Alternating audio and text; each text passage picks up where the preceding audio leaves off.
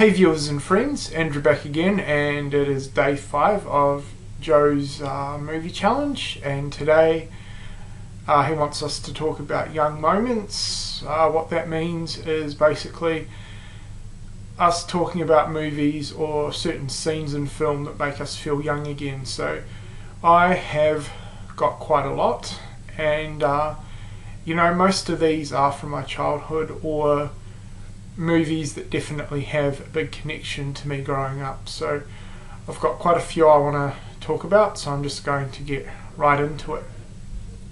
So the first one I'm going to talk about, funnily enough, I saw for the very first time last year, which I'm kind of ashamed about it, and that is BMX Bandits. I can't believe it took me that long to actually see this movie. This came out in the 80s, and I wish I'd seen it back then. I wish I'd seen it growing up, but this definitely reminds me of when I was young, especially all the scenes throughout the movie when they're riding around on BMXs. I mean, I spent a lot of my schooling years, probably from the age of about 8 to about 13, riding around a lot on my BMX bikes with my mates. So yeah, definitely a lot of young memories through this movie.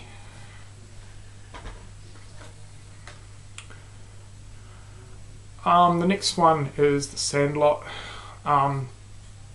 This entire movie is just a young moment, childhood experience for me. I absolutely loved it. I loved it growing up. It pretty much has everything that I loved about growing up. Hanging out with friends and everything, just amazing. The next one is The Wizard with Fred Savage.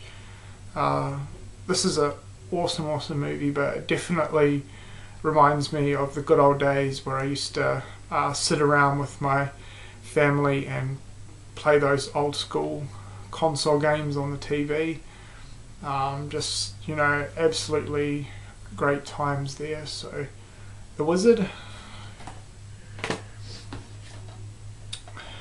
The next one is The War. This is a absolutely truly amazing experience, and I can remember clear as day the first time I saw this movie. It probably has one of my deepest moments from when I was young every time I watch it. Basically, I saw this when I was in high school, I think it was. When did it come out? I think it came out in 1994, so I would have been 12 actually. I think I was a year before high school actually when I first saw this, and I can remember it very, very clearly. Being advertised on a TV talk show, and they showed the trailer, and I definitely wanted to see it. And I can remember it being a fairly hot summer's weekend, long weekend, and I went down to the video store and they had one copy left, and I grabbed it off the shelf right away. And I can remember watching this movie at least 2 to 3 times over the weekend that I hired it out for, and just such an amazing time. So definitely love that. Had to mention this one. This is a pure nostalgic hit for me, and that is The Goonies. This is my favourite movie of all time, which may surprise a few people considering I'm big into horror. But yeah, this was one of the very first movies that I can remember renting out as I was growing up, and I used to rent this thing out constantly. There's no particular scene in this movie that reminds me of growing up. It's just more of an all-round nostalgic hit for me. The Goonies, amazing movie.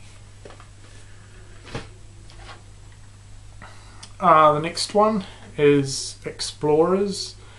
This was a pretty big part of me growing up. You know, I had a pretty big imagination, and I've always been interested in science fiction and, you know, the possibilities of them being like aliens and other creatures and species in outer space. And yeah, just the kids in this movie building their own spaceship and you know, exploring outer space, coming across some aliens. You know, it just reminded me of growing up. You know, like we all had amazing big imaginations back there, and you know, it's just a thing like anything is truly possible sort of movie. You know, so Explorers.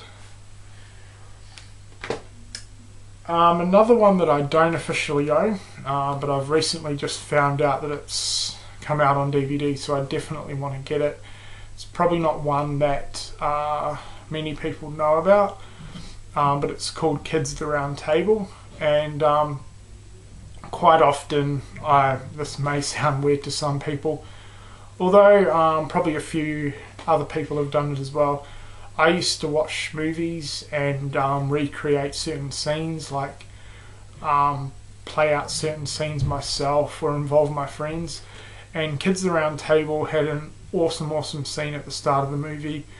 These kids basically built a King Arthur castle out of an old shed, and they made like cardboard and plastic armour, and they'd all dress up and they'd have like these fake King Arthur battles with plastic swords, and they'd use water bombs and stuff.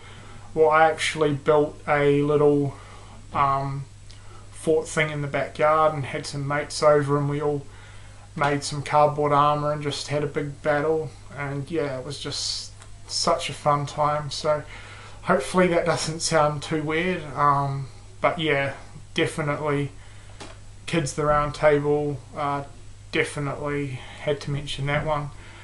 And we're going to end it on a horror movie, and yeah, I'm going to mention these two movies right here, Child's Play and Child's Play 2, for the simple reason these were the movies that got me into horror. I can remember probably when I was about 8 or 10 years old,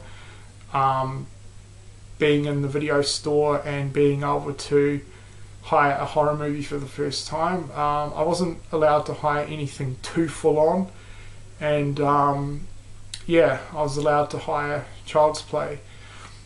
So Child's Play was the very first horror movie that I ever saw, and it's still one of my personal favourites. I still love it. But I wanted to mention Child's Play 2 as well, because from memory this was the cover art that actually attracted me first when I was browsing the titles in the horror section. I can remember this cover art and being attracted to it and picking it up and wanting to rent this one out. But then my mum saw the first movie and suggested I watch that first, so I ended up, I think I hired both of them out at the same time, and watched the first one then the second one. But yeah, I can always remember that Child's Play 2, that cover art was the very first cover art that my eyes got drawn to in the horror section. So yeah, they're just some movies that have had a big impact on me growing up, and whenever I watch them I definitely get those young memories back in my head. So yeah, I'll be leaving Joe's channel link in the description box again, so if you're not subbed to him, I'm sure everyone's subbed to him by now, but if you're not, definitely subscribe, and yeah, continue to participate in this challenge. So that's it. Thanks for watching.